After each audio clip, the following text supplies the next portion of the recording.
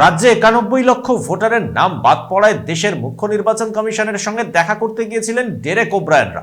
Commission অফিসে তীব্র বাদানুবাদ শুরু হয়। ডেরেক ওব্রায়েনদের বেরিয়ে যেতে বলেন জ্ঞানেশ কুমার। বাইরে বেরিয়ে এসে ডেরেক বলেন, এবার খোলস ছাড়ুন।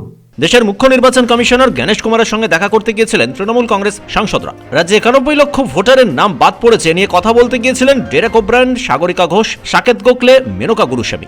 7 মিনিট কথা বলেন দেশের মুখ্য নির্বাচন কমিশনার। তারপর তাদের বেরিয়ে যেতে বলেন বলে অভিযোগ তোলা হয়েছে। ডেরেক বলেন তাদের 4 প্রতিনিধিকে অপমান করা হয়েছে। বাইরে এসে ডেরেক বলেন, এবার মুখোশ খুলে ফেলুন, রাজনৈতিক দলের হয়ে কাজ করার দিন শেষ। Chief Election Commissioner told us within 7 minutes of the meeting, get lost. The meeting started at 2 minutes past 10 and the meeting finished at about 7 or 8 minutes past 10. I challenge the election commissioner to put out, if he must be having security, to put out the video. आज जो क्या हुआ, video नहीं है तो audio लगाओ, क्या हुआ आज।